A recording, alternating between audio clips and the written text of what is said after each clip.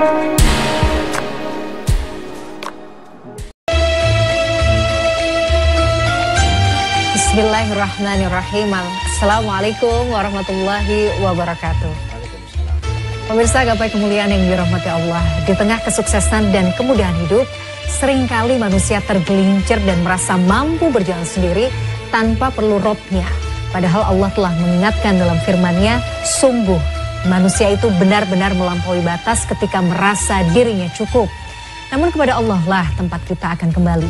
Firman ini bukan sekedar peringatan, tetapi tamparan agar kita tidak terlena dalam kesombongan yang halus namun berbahaya. Pemirsa, selama 45 menit ke depan insya Allah kita akan mengulas sebuah tema yang mengingatkan kita tentang keangkuhan yang menghancurkan dan kewajiban untuk terus bergantung kepada Allah Azza wa Jalla. Semoga dari pembahasan kita ini, kita termasuk orang-orang yang rendah hati, tidak terlena dengan kecukupan dunia, dan senantiasa meminta petunjuk dalam setiap langkah hidup kita. Amin ya robbal alamin. Seperti biasa saya tidak sendirian, sudah hadir bersama saya di studio. Ada gurunda dan juga ayahanda kesayangan kita semua, Kiai Haji Haris Akam. Assalamualaikum Ayah. Waalaikumsalam Kiai. warahmatullahi wabarakatuh. Sehat? Sehat Mbak Mila. Alhamdulillah. Seperti kamu seger. Seger banget. Pink hari ini merona ya Pak Kiai ya. Jadi betul. Pak Kiai juga ada sedikit merah mudanya. Alhamdulillah. Jadi kelihatan lebih muda 20 tahun Pak Kiai. Amin amin. Masya Allah. Terima kasih sudah hadir Pak Kiai. Sama-sama. Dan saya juga ingin mengingatkan bagi Anda pemirsa yang juga memiliki pertanyaan, Anda bisa mengirimkan pertanyaan Anda berupa video melalui nomor WhatsApp yang tertera di layar kaca. Pembahasan kita ini luar biasa sebenarnya, menarik karena saya begitu tadi menyampaikan pembukaan mukadimah itu rasanya iya ya, kadang-kadang tuh kita tidak sadar Pak Kiai. Kita tuh merasa seolah-olah pencapaian, prestasi, jabatan, harta yang kita dapatkan, padahal sebenarnya itu pemberian dari Allah, itu seolah-olah kita yang mengusahakan. Oh ini kan karena saya yang keren, ini kan karena usaha saya yang luar biasa. Sehingga kadang-kadang kita itu bisa memiliki kecenderungan untuk menindas orang lain, mungkin kita bersikap sewenang-wenang terhadap orang lain. Nah bagaimana sebenarnya kita seharusnya harus kembali ya, memahami bahwa kita ini sebenarnya manusia lemah. Apa yang harus kita tanamkan dalam diri Pak Kiai? Tafadhol. Baik, bismillah walhamdulillah wassalatu wassalamu ala rasulillah amma ba'du, Mbak Mila dan para pemirsa yang berbudiman. Ayat yang Mbak Mila sampaikan dalam terjemahannya itu memang itulah yang bisa kita jadikan dasar ketika kita berusaha tetapi tidak boleh lupa diri. Kalla innal insana layatgha. Itu ulama-ulama tafsir mengatakan kalla itu maknanya bukannya tidak sama sekali. Tapi lucu ini, kalla ya Imam Al-Qurtubi menukil beberapa penafsiran itu maknanya haqqan. Haqqan. Ya, jadi pasti.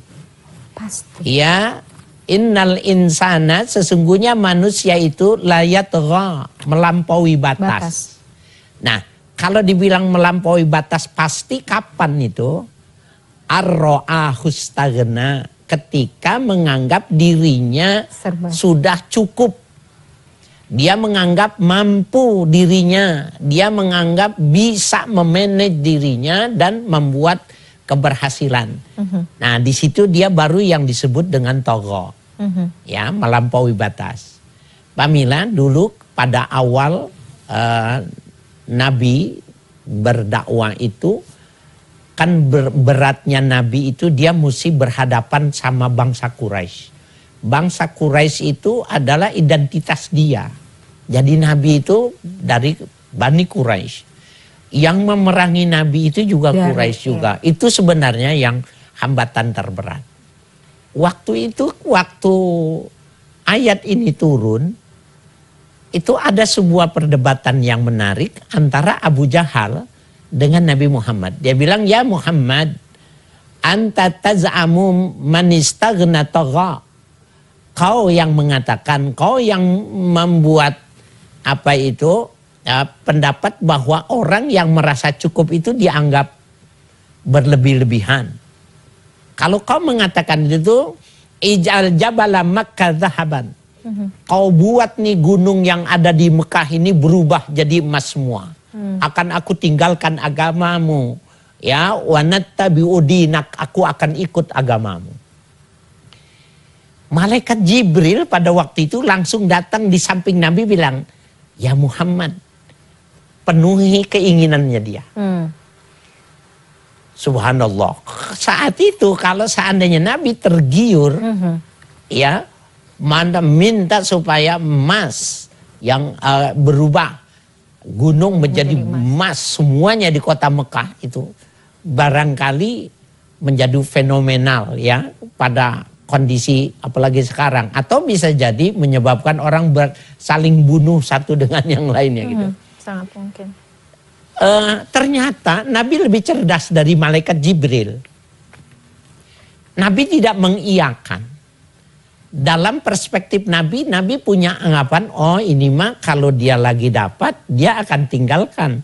Tapi nanti kalau sudah menjadi sesuatu yang biasa, dia akan kembali kepada agamanya. Sehingga permintaan Jibril untuk mengiyakan itu, Nabi ditolak sama Nabi. Dan berarti Nabi bisa memahamkan ya kepada Jibril, dan dia memahami bahwa yang dimaksud dengan Tuhan itu, kalau orang itu tidak melepaskan diri dari Tuhannya, berapapun harta kekayaan dan nilainya nggak ada masalah. Jadi bukan berapa banyak, tetapi bagaimana ikatanmu dengan Tuhan. Itu dua masalah yang berdiri sendiri. Nggak ada masalah dengan kekayaan itu. Ya, kalau kita mengikatkan terus dengan Tuhan kita. Oke. Ini kan kalau kita bahas tadi, pembahasan kita ini terkait Quran surat Al-Alaq ayat 6-8 Ya, Pak Kiai. Sebenarnya kalau kita telusuri asbabun nuzulnya ini, ayat ini turun tuh karena apa Pak Kiai? Ya itu tadi itu. Abu Jahal dia karena menganggap hidup ya? Itu materi gitu loh. Oke. Jadi materialisme itu di zaman Nabi sudah hidup. Dan sangat relate dengan hari ini ya Pak Kiai ya? Ya, jadi mereka pemahamannya materialisme. Kalau kau mengatakan itu benar, kau rubah ini, aku pindah agama. Makanya turun. Jadi, nah Nabi ingin mengatakan, masalahnya bukan masalah materi gitu loh. Ini masalah soal keimanan. Jadi keimanan seseorang kalau dia kuat, hartanya banyak nggak jadi masalah. Tapi walaupun tidak banyak, ketika dia tidak mengakui keterlibatan dengan Tuhan, maka dia adalah orang yang paling melampaui batas itu. Jadi pada akhirnya dikatakan melampaui batas tuh ketika itu tadi ya tidak ada imannya. Tidak ketika dia melepaskan diri dari Tuhan. Nah itu melebihi batas. Dan itu dimensinya juga banyak ya Pak Kiai. Nah itu tadi Pak Kiai ya, kita itu tanpa sadar nggak usah jauh-jauh kita tadi ya merujuk pada kisahnya baginda Rasulullah dengan Abu Jahal gitu. Tapi hari-hari kadang tuh kecil aja. Misalnya, dapat apa nih, dapat penghargaan apa, atau dapat kita sukses misalnya tender proyek atau apa. Wah ini kan gara-gara usaha saya ya. Ini kan karena koneksi saya yang bagus ya. Ini kan karena ini saya gitu. Itu tuh termasuk syirik juga gak sih Pak Kiai? Iya, jelas. Oleh karena itu caranya Al-Quran mengajarkan fa'amma binikmati rabbika fahaddits. Apabila Allah memberikan rezeki kepadamu, kamu ceritakan. Alhamdulillah. Dia bilang sama istrinya. Istri bilang kepada suaminya, alhamdulillah Allah beri rezeki kepada kita, usaha kita dapat. Kalau selalu dia fahadis dengan nikmatnya, maka berapapun banyak nggak ada maknanya. Karena kita kembalikan lagi. Walaupun sebenarnya kan ada rasa bangga itu kan juga sesuatu yang manusiawi Pak Kiai. Artinya misalnya kita punya pencapaian terhadap sesuatu gitu ya. Alhamdulillah, wah seneng nih gitu, wah bangga nih dengan apa yang kita punya. Apakah itu masih dalam tanda kutip normal ataukah dalam koridor yang aman? Ataukah seperti apa kemudian rasa bangga itu bisa menggiring kita kepada riya atau kepada syirik tadi pagi? Kalau konteksnya bersyukur, kan tampilannya sama. Mana sih bedanya orang yang menunjukkan sesuatu prestasi dia, orang itu bersyukur atau dia ria, yang tahu cuma dia sama Tuhan gitu. Iya lagi, betul. Iya kan? Betul. Ada orang menunjukkannya. Jadi kalau konsep awalnya itu fahadis, maka dia tidak akan tercuri oleh gosokan ini dan itu ya, pengaruh setan, dan dia mengatakan enggak, ini kan pemberian Allah. Maka kalau kita selalu mengatakan itu, ini adalah pemberian Allah, hadza min fadli rabbi, maka orang itu enggak akan terpleset ya. Aduh, jadi boleh kita share, tapi landasannya, jadi latihlah diri kita itu untuk selalu mengembalikan itu bahwa ini tuh karunia Allah ya. Iya, kalau kita mengatakan itu aman. Aman. Jangan biarkan rasa-rasa bangga ini menggerogoti seolah-olah itu adalah hasil kerja keras kita atau hasil usaha kita. Iya, kalau itu maknanya togo, itu melebihi batas, dia maknanya dia jadi Tuhan kecil yang bisa menentukan kehidupan dirinya sendiri. Menarik.